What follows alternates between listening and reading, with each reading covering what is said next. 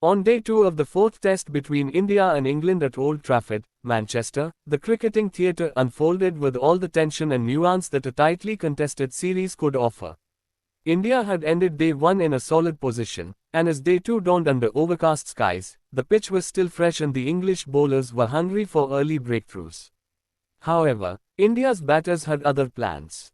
The day began with KL Rahul and Yashasvi Jaiswal continuing their opening partnership. Jaiswal, already the leading run scorer of the series, looked fluent from the outset. His trademark elegance, whether the wristy flicks or controlled drives through cover, was on display. He was quick to punish anything short, particularly from the seamers who tried to test him on the back foot. At the other end, Rahul was more circumspect. He played within himself, watching the ball closely, respecting good deliveries, and rotating strike when possible. Together, the two built a partnership that showed maturity and calm under pressure. As the ball aged and the movement subsided, England found it difficult to dislodge the pair. Ben Stokes brought himself on before lunch and began to extract some bounce and nip from the surface.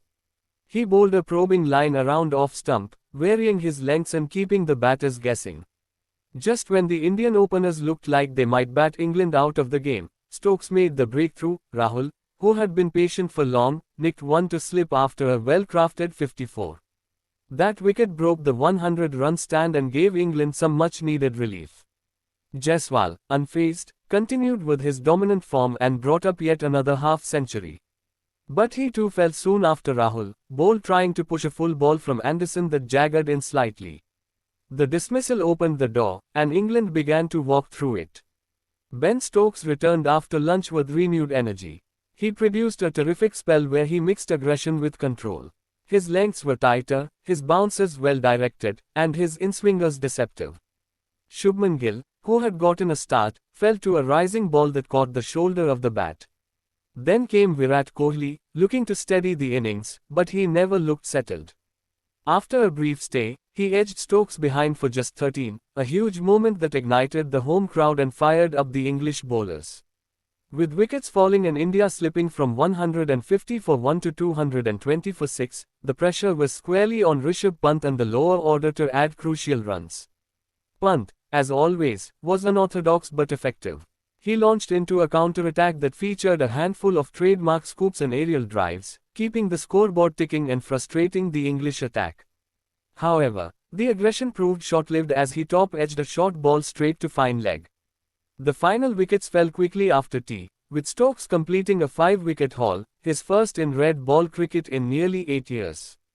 He ended with figures of 5 for 72, and England managed to bowl India out for 358, a total that was solid but not intimidating given the conditions and England's batting depth.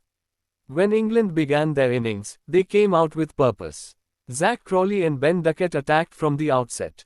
Crawley, often criticized for inconsistency, played with remarkable assurance.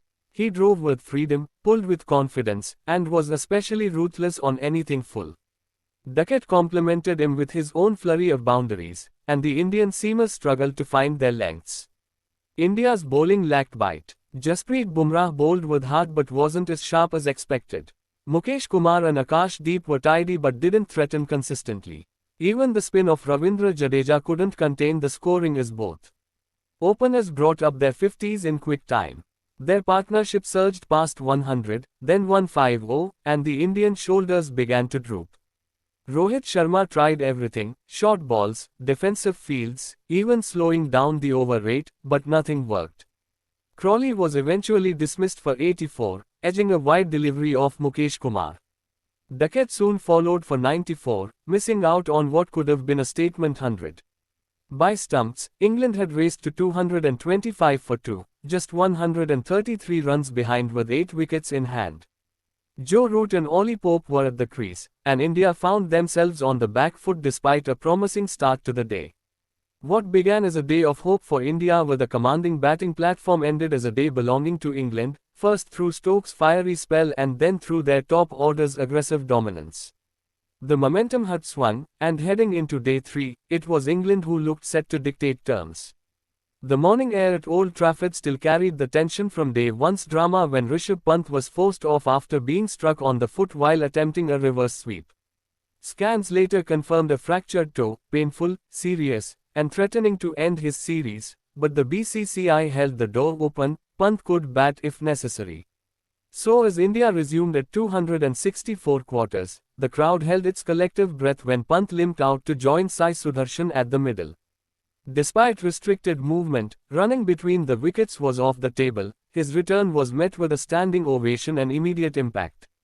Pant batters from a static position, standing guard, he launched lofted drives and unconventional scoops, each stroke a defiant statement. He added 17 runs before being last man out, finishing on a gritty 54. One press report captured the scene. He managed to make it to lunch, despite having a fractured toe. The effort was heroic. David Bumble Lloyd noted how Pant looked like he'd had a stiff drink before coming out, playing all sorts, without regard for personal safety. England eventually bundled India out for 358. Ben Stokes spun magic again with a fiery spell, claiming 570 seconds, their breakthrough weapon since 2017. In reply, Zach Crawley and Ben Duckett tore through India's attack, forging a 166-run opening stand and wresting control.